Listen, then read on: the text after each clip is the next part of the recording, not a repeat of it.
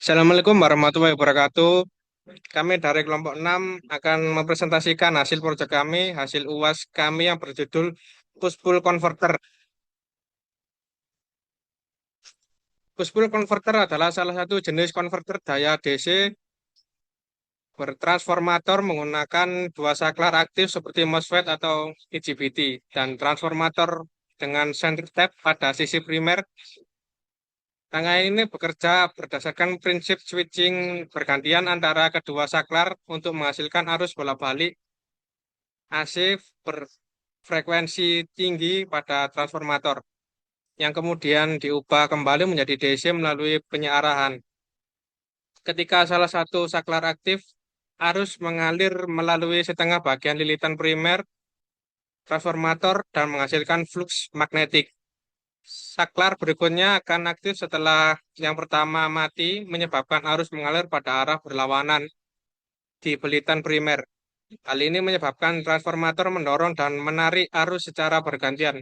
Itulah asal nama push-pull. Pada sisi sekunder, tegangan hasil induksi diturunkan atau dinaikkan sesuai rasio lilitan lalu disearahkan dengan dioda dan difilter oleh kapasitor untuk menghasilkan tegangan DC output yang stabil.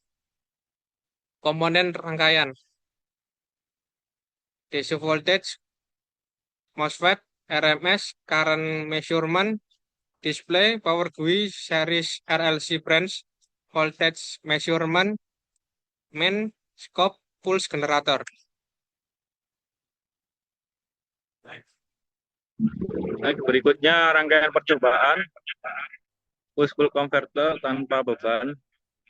Di sini ada DC voltage 220 volt, kemudian ada MOSFET, ada push generator menggunakan delay 20, 40, 60. Terus kemudian ada transformator dan MOSFET serta dioda yang mengalir ke current measurement. Selanjutnya next.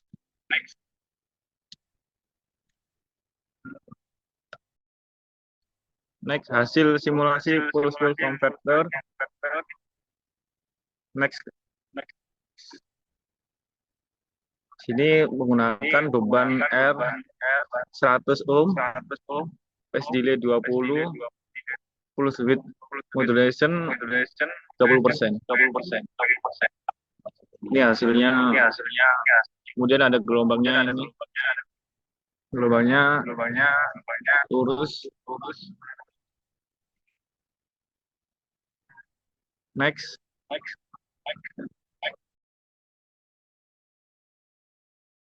Nah, berikut untuk analisa matematisnya.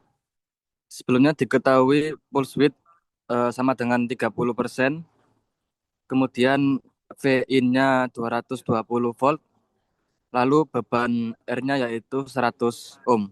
Kemudian kita masuk rumus VDC sama dengan atau Vout. Vout sama dengan 2 kali D kali NS per NP dikali V-in sama dengan 2 kali 0,3 dari pulse width konversi ke D, kemudian dikali 220 dan hasilnya 132 volt. Kemudian untuk IDC-nya sama dengan VDC sama dengan R, VDC per R sama dengan 132 dibagi 100 sama dengan 1,32. Next.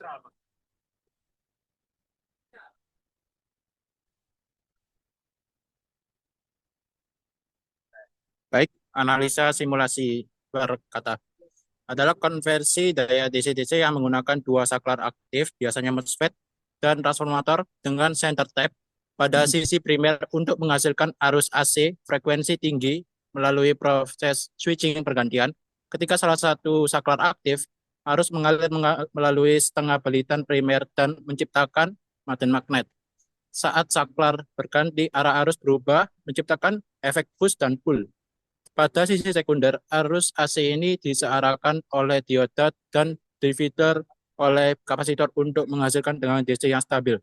Dalam simulasi MATLAB, Komponen seperti AC voltage source, MOSFET, dioda, kapasitor, dan alat ukur seperti RMS dan main digunakan untuk mempresentasikan sistem secara digital. Berdasarkan hasil simulasi, variasi lebar pulse width dari 20%, 40%, hingga 60% pada beban R resistif. Tetap menghasilkan output tegangan yang konstan menandakan bahwa rangkaian mampu menjaga kestabilan output meskipun terjadi perubahan sinyal. Kendali ini untuk aplikasi catu daya yang membutuhkan efisiensi tinggi isolasi galvanik, meskipun tetap perlu diperhatikan risiko ketidakseimbangan flux dan lonjakan tegangan yang dapat diatasi dengan penggunaan rangkaian pelindung seperti snubber. Next. Kesimpulan. Rangkaian kesimpulan ini menggambarkan konverter secara cerdas menggunakan dua saklar elektronik, bisa MOSFET atau IGBT, buat atur aliran listrik.